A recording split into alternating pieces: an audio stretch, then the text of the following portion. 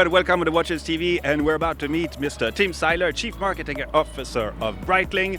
And though they're introducing a new watch today, our goal is to understand a little bit better where Breitling is standing right now and where they're heading to. So let's go.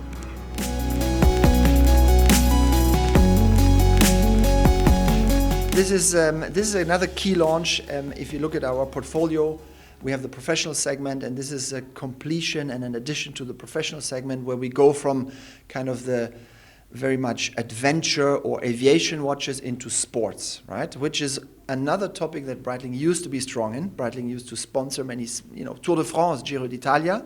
That's where we're going with the Endurance Pro. There's also a historical watch called the Sprint from the 70s. Very much the same positioning, also obviously in the 70s colors, and this is the underlying idea and inspiration of the Endurance Pro. It's the perfect kind of, we call it athleisure watch, so at the sweet spot between obviously sport and sporty lifestyle. All our professional watches have a super quartz movement, and it's really a signature and also makes sense in that segment. They're all super light, right? We work here again with bright light material we've used already previously. And they're all super sporty and colorful. So it's that positioning in the professional that defines these different elements of the watch. The strategy was really to move the brand out of the niche of aviation and back to, I would call it, its true playing field, which was always more than just aviation. Certainly aviation as, I think, a focus area. Beyond that, also sea and land. And that's what we did. Pulled the brand back into those authentic and historical territories. And today we've really revamped all our collections and have a very clear, readable structure across air, land, and sea. And we have then the chronomat now as an all-purpose watch across that, and also, of course, professional. Okay, I know that you're not really used to seeing quartz watches on this channel, so let's go for a very small mechanical interlude for our peace of mind.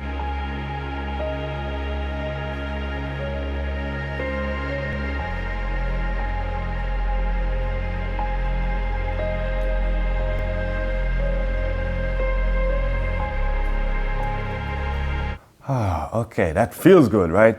Let's continue.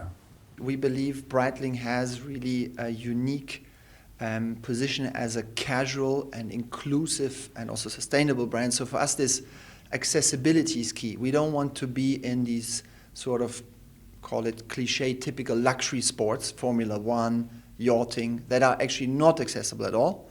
But, triathlon, everybody, 80% of the population either runs, cycles, or swims.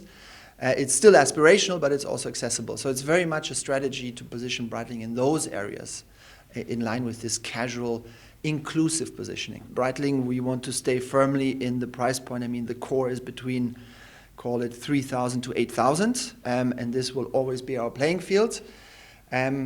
Going forward, obviously, we now have the Endurance Pro, so we go back to an entry price of 3,000, where the brand used to be before. We weren't for the last couple of years, so this was important for us to go there. And with the chronomat, which we just launched in April, we actually push a bit to the upper limit. Yeah, so it's 8,000 in steel, but then obviously we have gold models, etc., and so it goes a bit higher.